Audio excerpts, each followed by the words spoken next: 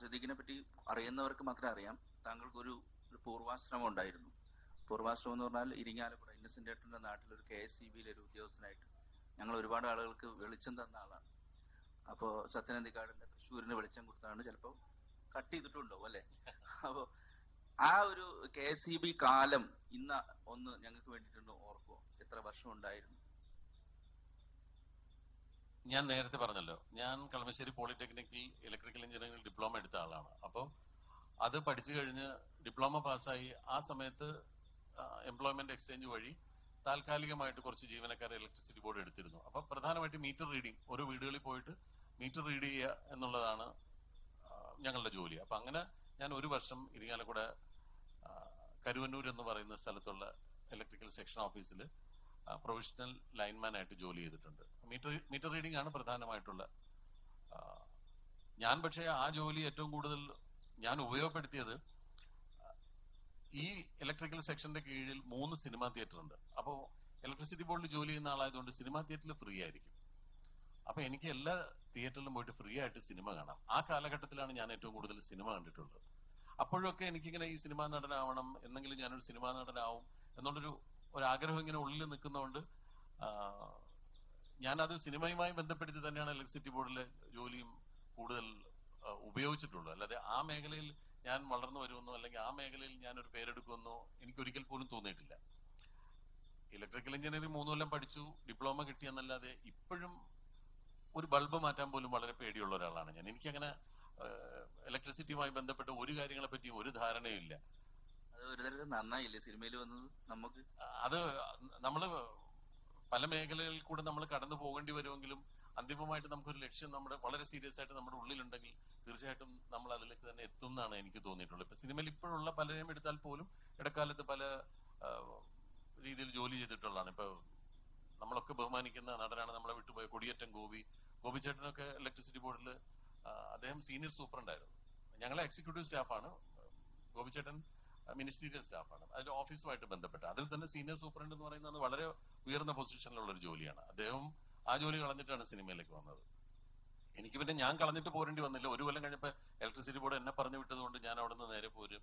പിന്നെയും വീണ്ടും സിനിമയിൽ കയറാനുള്ള മാർഗം എന്താണെന്ന് ആലോചിച്ചുകൊണ്ട് നടക്കുകയും ചെയ്തു.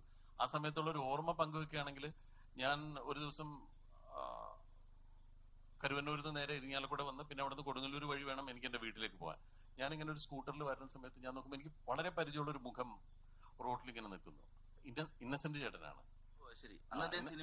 ഇന്നസെന്റ് ചേട്ടൻ വളരെ കുറച്ച് സിനിമകളിലുള്ള ആ സമയത്ത് ഇളക്കങ്ങൾ എന്ന് പറയുന്ന ഒരു സിനിമയിൽ ഇന്നസെന്റ് ചേട്ടൻ നല്ല പേരെടുത്ത് നിൽക്കുന്ന ഒരു സമയമാണ്. ഇളക്കങ്ങളിലെ നല്ല റോളായിരുന്നു ഇന്നസെന്റ് ചേട്ടൻ, കറവക്കാരൻ. അപ്പോ ആ സിനിമ ഞാൻ ഒരു 2-3 പ്രാവശ്യം കണ്ടിട്ടുണ്ട്. ഫ്രീ ആയിട്ട് കാണാവുന്നതുകൊണ്ട് തിയേറ്ററിൽ എപ്പോഴും പോയിരുന്ന് കണ്ട് എനിക്കപ്പോ ഇന്നസെന്റ് ചേട്ടന്റെ മുഖം നല്ല പരിചയമാണ്. അങ്ങനെ ഞാൻ സ്കൂട്ടർ നിർത്തി, ഞാൻ അവിടെ നിർത്തിയിട്ട് ഇന്നസെന്റ് ചേട്ടൻ്റെ അടുത്ത് സംസാരിച്ചു. അപ്പൊ ആ സമയത്ത് അദ്ദേഹത്തിന് ഒരു ആക്സിഡന്റ് കഴിഞ്ഞിട്ട് ഇങ്ങനെ ഒരു മുറിവൊക്കെ ഉണങ്ങി വന്ന് ആക്സിഡന്റ് കഴിയുമ്പോൾ മുടിയൊക്കെ ഇങ്ങനെ പറ്റ വെട്ടിയിട്ട് പുള്ളി ഇങ്ങനെ റോഡ് സൈഡിൽ നിൽക്കുകയാണ് ഒരു കടയുടെ മുമ്പിൽ. അപ്പൊ ഞാൻ സ്കൂട്ടർ തിരിച്ച് അവിടെ ചെന്ന് നിർത്തിയിട്ട് ഞാൻ ഇങ്ങനെ ചെന്ന് പരിചയപ്പെട്ടു. അപ്പൊ അദ്ദേഹം ചോദിച്ചു, തനിക്ക് എങ്ങനെ എന്നെ മനസ്സിലായി? ഞാൻ സിനിമയിൽ ഒരുപാട് കണ്ടിട്ടുള്ള, പക്ഷെ അതിനേക്കാളൊക്കെ എന്റെ രൂപം കുറെ മാറിയിട്ടുണ്ടല്ലോ. എന്നാലും എന്റെ മനസ്സിലാ മുഖം ഉള്ളതുകൊണ്ടാണ് കണ്ടത്. അങ്ങനെ കുറച്ചു നേരം സംസാരിച്ചിട്ട് ഞാൻ തിരിച്ചുപോയി. പിന്നീട് ഇന്നസെന്റ് ചേട്ടനെ കണ്ടിട്ടില്ല. ഞാൻ സിനിമയിൽ വന്നതിന് ശേഷം ഞാൻ ഇന്നസെന്റ് ചേട്ടനോട് ഇതിനെ പറ്റി പറഞ്ഞിട്ടുണ്ട്. എന്റെ ഒരു ഭാഗ്യം കൊണ്ട് ഇന്നസെന്റ് ചേട്ടൻ ആ ഇൻസിഡന്റ് ഓർമ്മയുണ്ട്. അപ്പൊ ഇന്നസെന്റ് ചേട്ടൻ പറയാൻ കാര്യം, എനിക്ക് അന്ന് ഒരുപാട് മുടി ഉണ്ടായിരുന്നു. എന്റെ തലയിൽ ഇങ്ങനെ കുറെ മുടി വളർത്തിയിട്ട് അതിങ്ങനെ ചുരുണ്ട മുടി ആയതുകൊണ്ട് അതിങ്ങനെ നിറച്ച്. അപ്പൊ ഇന്നസെന്റ് ചേട്ടന്റെ ഒരു ഉപമ, ഈ ചില വണ്ടിയിലൊക്കെ വൈക്കോല് കയറ്റി വരുന്ന പോലെയായിരുന്നു അന്ന് നിന്റെ മുടി. അപ്പൊ അതെനിക്ക് നല്ല ഓർമ്മയുണ്ടായിരുന്നു എന്ന് പറഞ്ഞിട്ട് ഇന്നസെന്റ് ചേട്ടനും ആ സംഭവം ഓർക്കുന്നുണ്ടായിരുന്നു. അത് കഴിഞ്ഞിട്ട് പിന്നെ ഒരു വിദേശ പ്രവാസ ജീവിതം ഉണ്ടായിരുന്നു അല്ലെ? പിന്നീട് സൗദി അറേബ്യയിൽ ഞാനൊരു കൺസ്ട്രക്ഷൻ കമ്പനിയിൽ ഇലക്ട്രീഷ്യനായിട്ട് ഞാനൊരു 3 വർഷം ജോലി ചെയ്തിട്ടുണ്ട്. അപ്പോഴൊക്കെ ഉള്ളിൽ ഇങ്ങനെ സിനിമ തന്നെയാണ്. അപ്പോൾ ആ സമയത്ത് അതൊരു വലിയ ട്രെഞ്ച് കീറിയിട്ട് ആ ട്രെഞ്ചിൽ ഇങ്ങനെ വലിയ വണ്ണമുള്ള കേബിള്, അതായത് ആനയുടെയൊക്കെ തുമ്പിക്കൈ പോലുള്ള കേബിൾ ഇങ്ങനെ നമ്മൾ വലിച്ചിട്ട്, അപ്പൊ ഇന്നത്തെ പോലെ അത്ര മെഷീനറി ഒന്നുമില്ല. പിന്നെ ഞങ്ങൾ കുറച്ച് പേര് കൂടി നിന്നിട്ട് ഇങ്ങനെ വലിച്ചിട്ട് വേണം അത് കൊണ്ടുപോയി അതിന്റെ ടെർമിനലൊക്കെ കട്ട് ചെയ്ത് മീറ്ററിലൊക്കെ കണക്ട് ചെയ്യാനൊക്കെ. കുറച്ച് ഭാരിച്ച ജോലിയാണ്. അപ്പൊ വളരെ ആഴമുള്ള ട്രെഞ്ചിൽ നിന്നിട്ട് വേണം ഇത് ചെയ്യാനുമായിട്ട്. അപ്പൊ ഞങ്ങളിങ്ങനെ ചെയ്തുകൊണ്ടിരിക്കുമ്പോൾ ഒരു ശ്രീലങ്കക്കാരനാണ് എന്റെ കൂടെ, ഒരു കുമാർ എന്നാണ് അയാളുടെ പേര്. അപ്പൊ കുമാർ ഇങ്ങനെ എന്റെ അടുത്ത് ചോദിച്ചു, എനിക്ക് ഓർമ്മയുണ്ട്.